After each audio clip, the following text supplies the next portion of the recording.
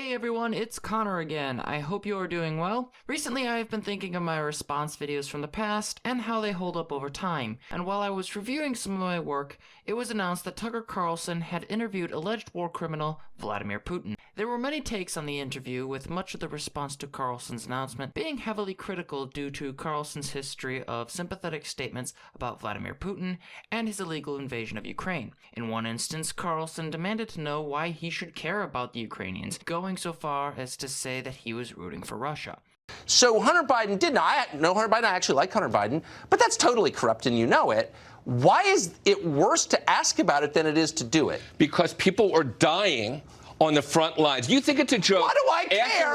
Why do I care what's going on in the conflict between Ukraine and Russia? And I'm serious. Like, why do I care? I'll tell you why. And why shouldn't I root for Russia, which I am? Because those of us who are watching, myself, who think preserving democracy is important. When Dick Cheney said what the Russians did was an attack, I don't care. It was a warlike attack on the U.S., and I think if Donald Trump gets off the hook on this, he's going to put the arm on the Chinese and everybody else. Carlson would later claim that this was a joke, but considering the framing he gives to his audience for this interview suggests that it, like many other things Carlson says, is a cover for his real intentions. Carlson's history of pro-Russian commentary should be enough to suggest that Carlson was not going to be a reasonable or balanced interviewer, but that context and the larger concerns surrounding Carlson's intentions in interviewing Putin were sadly misrepresented by none other than conservative podcaster Kevin Phares. Those who have been watching my show will likely know Phares, as I have previously made a response video to his coverage of the Mar-a-Lago search by the FBI. In that video, I went over his failure to adequately address the laws regarding declassification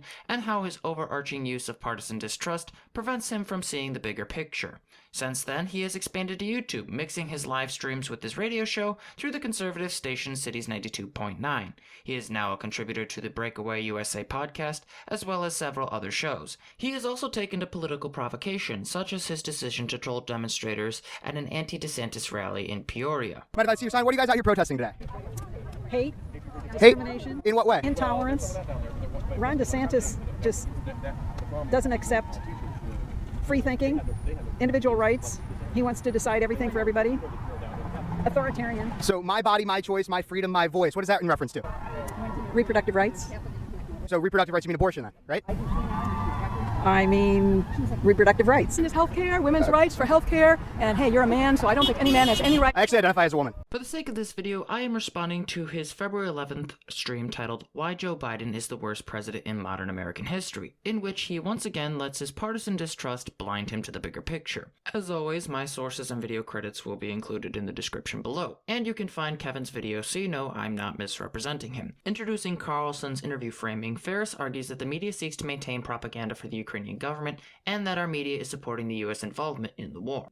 I keep getting these messages out here, but now I got another story for you guys. Now, here's the thing, we'll have our president that's not even able to get through 12 minutes without making an absolute fool of himself. However, in Russia, their dictator, president, whatever you want to call him, will be able to give you a 30-minute rant, almost as if he's like an autistic person who just asked about every train ever, about Russian history and the Ukraine war.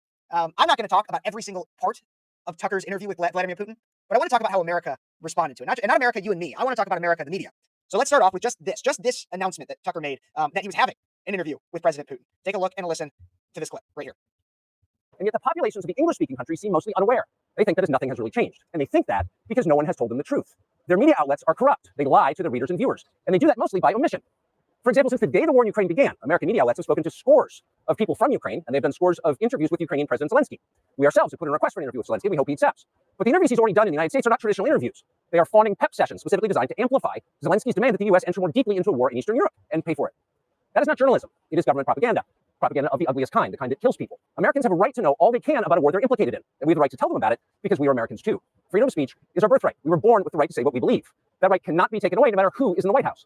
So Tucker makes it clear that the reason he is going over there, and even if you watch that full introduction to the fact that he was doing this interview, you will hear Tucker say, this isn't because he by any means agrees with Putin. This isn't because he thinks Putin is a great guy, or that Putin is somebody he wants for everybody to hear in terms of in a positive light. No, he's doing it because we've seen the American media fawn over, not even just the American media, we've seen American politicians fawn over Zelensky as if he's some like Superman, Batman, Iron Man hero.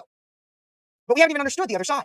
Nowhere in this section does Kevin provide a specific example of an interview fawning over Zelensky, nor does he explain an appropriate approach to interviewing or covering a president defending his country from a foreign invasion. In fact, I would be surprised if a journalist didn't give respect to a leader defending his home from foreign invaders when covering him, especially when said invasion was completely unprovoked. It is worth noting that Zelensky's response to the initial invasion by Russia was part of the reason that Ukraine was able to hold it together in the first place, as he stayed in Kyiv even as it was under attack by Russian forces in February of 2022. And it is especially damning that Phares argues that there are two sides equally worthy of consideration here. Zelensky is the president of a country that is defending his nation from an illegal war of aggression that has displaced an estimated 6.3 million people, according to the United Nations High Commissioner on Refugees. By contrast, Putin is the one who has initiated this war and has a warrant out for his arrest for the kidnapping and deportation of children from Ukraine.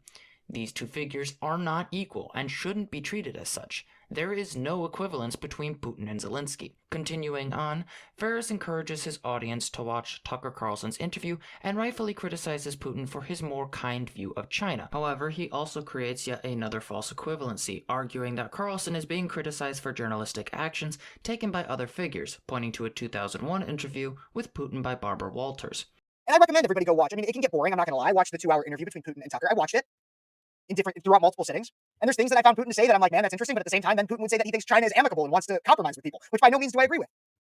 And I think that's the problem. And we're going to talk about that problem. But we're going to first talk about this problem, which is the fact that as soon as Tucker announced in the last week that he was going to be doing an interview with Tucker, that Tucker said he was going to do an interview with Putin, the American media comes out and says, oh my gosh, this is so awful. Tucker Carlson is going to be a shill for Putin. That there was many, even on Twitter, X, formerly known as Twitter, that saying that he should be barred from re-entering the United States, that he's pushing propaganda, that he is a terrible person, and for even engaging with the devil that is Putin. Really, Tucker Carlson is terrible apparently for engaging the devil that is Vladimir Putin. However, several decades ago, it was like at least 2 decades ago around, when Barbara Walters interviews Putin, it wasn't an issue. Take a look at this clip. He is only the second elected president of the new Russian Federation. Boris Yeltsin was the first. Putin's administration is committed to massive changes in the way Russia is governed, does business, and deals with the outside world. Putin is now one of the most powerful men in the world, but he is little known in America. He and President Bush seem to have connected with each other in ways that surprise most pundits, and may have surprised them as well. President Putin has been preparing for next week's summit meeting in his Kremlin office, where I met with him before our interview. It's my great privilege. So Barbara Walters meets with him. She's not a spreader of propaganda. No, she's just doing what her job is as a journalist. Tucker Carlson, as he says, is over there. As the American media fawns over the pornographer and actor Vladimir Zelensky, we're not allowed to ask questions of Vladimir Putin or at least hear what he has to say. It should go without saying, but the context of American relations with Putin and the role Putin played in world affairs has changed significantly. When Barbara Walters interviewed Putin in 2001, Putin had yet to invade Ukraine and was actively discussing the need for cooperation between the United States and Russia, as well as responding to terrorist threats around the world, as the transcript of the interview shows. When Walters was interviewing Putin, he hadn't yet ordered the 2008 invasion of Georgia or the illegal annexation of Crimea in 2014. Carlson can't say the same.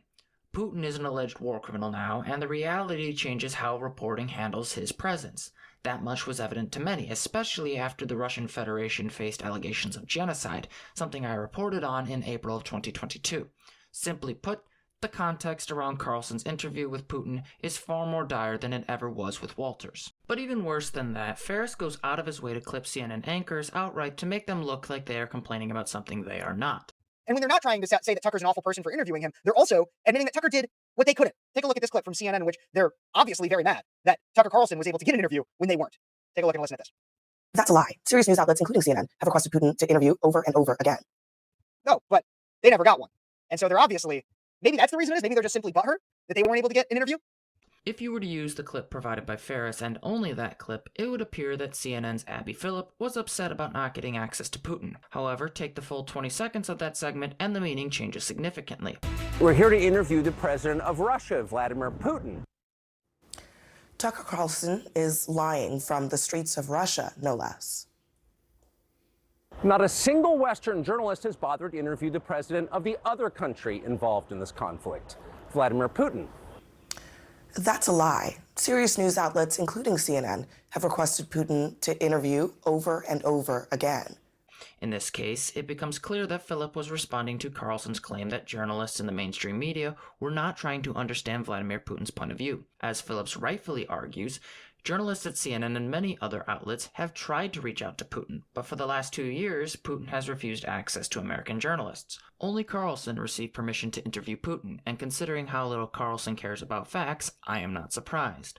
I could go on about the numerous other complaints that Phares provides throughout the tail end of his video, such as his frustrations with Hillary Clinton and Chris Wallace, but at this point I would be repeating myself, and quite frankly, I have little interest in defending either of those two. What matters here is that Phares' coverage of the interview by Carlson is, at best, misinformed and lacking in critical context, and at worst is downright dishonest. Whether it is falsely claiming that Carlson is on a Ukrainian kill list, or creating incorrect equivalencies between Zelensky and Putin, Phares consistently demonstrates a failure to inform his audience about the context of one of the largest conflicts in recent European history. I do hope for some improvement from Phares, but with this being my second response to his coverage, and considering that he no longer links his sources in the description, I doubt that improvement will ever come.